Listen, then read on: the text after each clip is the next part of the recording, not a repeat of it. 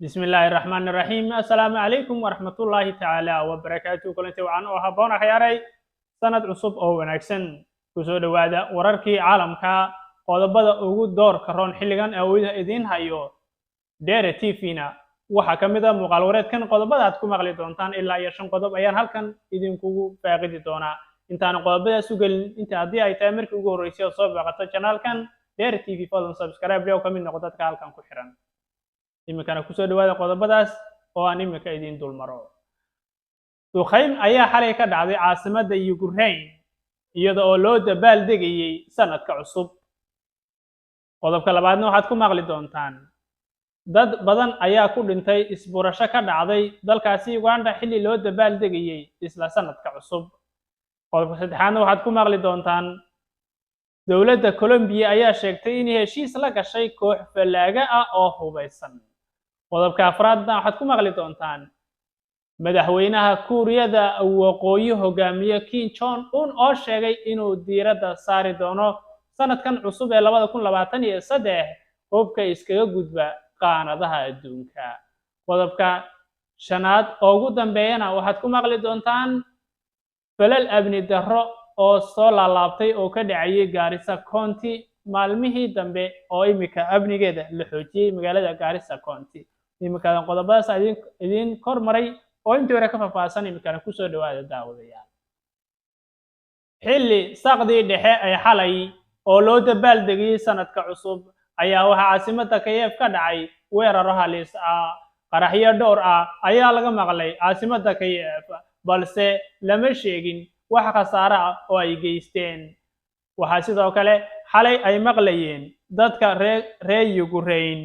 gantaalo halis ah oo Ruushku ku soo tuuray xilli ay u dabaal degayeen caasimadda Kiev ayna ku dhawaaqayeen heesta qaranka ee dalka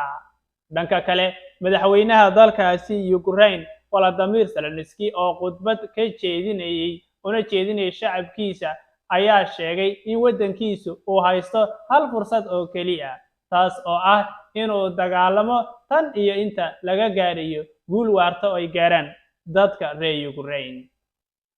weeraradan ayaa dhacay 2 maalmood kadib markii mid ka mid ah duqeymihii ugu waaweynaa tan iyo intii uu dagaalka Ruushku uu ku qaaday dalkaas daraasad la sameeyay oo weeraro dhowr ah toddobaadkii la soo dhaafay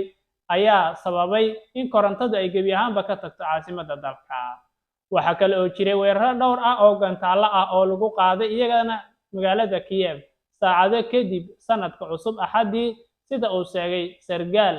u hadlayay ciidamada Ukraine laakiin wuxuu sheegay inaysan wax khasaare halkaas ka dhicin ayuu sheegay qodobka labaad hadii aynu gudubno booliska Uganda ayaa sheegay ugu yaraan in 9 qof ay ku dhinteen halka tiro kalena ay ku dhaawacmeen markii kadib ay isbuurteen dadweyne ka qayb galayay munaasabada lagu xusayay sanadka cusub oo ka dhacday magaalada caasimadda ee Kampala dadka ayaa ku dhintay isbuurashadaas waxa kamid ahaa dadkaasi caruur yar oo xalfadda ka qayb galisay ee sanadka cusub iyadoo xalfaduna ay ka dhacaysay wadada u dhaxaysa Kampala iyo magaalada kale ee loo yaqaano Entebbe dadweynaha dhaawacmay iska horimaadkaas ama xalfadaas ayaa waxa ku dhaawacmay dad yar isla markiiba qaar kamid ah ayaa goobta isbuurashada ku nafbaxay ayaa la yiri qaar kale markii isbitaalka la geeyay ayaa halkaasi ku nafbaxeen sida ay sheegeen booliska Kampala oo wareysi siinayay idaacadda BBC-da qodobka saddexaad ayaan imika isla soo gaarnay dawladda Colombia ayaa sheegtay inay heshiis cusub la gashay koox falaaga ah oo hubeysan madaxweynaha Colombia Gustavo Petro ayaa sheegay kuna dhawaaqay heshiiska xabad joojinta ah oo uu la galay dhowr kooxood oo hubeysan oo ka jira ciidankaas oo ka mid yihiin ciidamada xoreynta qaranka ee loo soo gaabiyay EL iyo falaagada kale ee loo soo gaabiyay iyadana FRC oo iyaguna ah kooxo falaaga ah oo kale madaxweynaha warkiisa sii wada Petro ayaa sheegay guddiisu inuu ka mid ahaan jiray falaagada wuxuuna ballan qaaday inuu soo afjiri doono qalalaasahan oo socday ilaa iyo 6 sano oo ay ku dhinteen boqolaal qof oo reer Colombia ah oo ku nool waddankaas. Waxa kale oo uu sheegay in xabad joojintu ay tahay mid laba geesood ah isla markaana ay ku dhawaaqi doonaan oyna dhaqan geli doonto bishan cusub ee June oo sanadkan cusuba ayuu sheegay madaxweynuhu, wuxuuna ku xiran tahay buu yidhi horumarka laga gaaro wada hadallada. Ma jiraan wax kale oo warbixina oo ka soo baxay dhinacyada kale ee falaagada ah, balse ergeyga qaramada midoobay u qaabilsan dalka Colombia ee ninka lagu magacaabo Carlos ayaa soo dhaweeyay ku dhawaaqista xabad joojinta ee madaxweynuhu sheegay. Iminka iyo qodobka afraad, Kim Jong-un wuxuu sheegay inuu diiradda saari doono hubka iskaga gudba qaanadaha. Hogaamiyaha Kuuriyada Waqooyi Kim Jong-un ayaa ku baaqay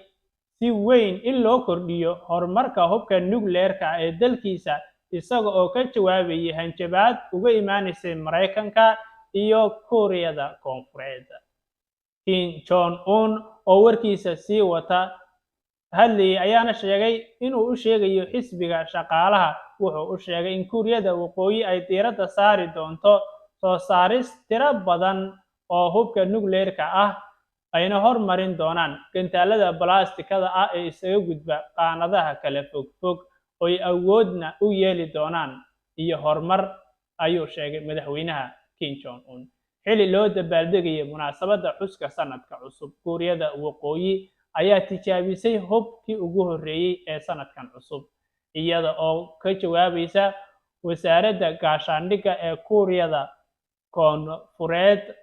ayaa ka digtay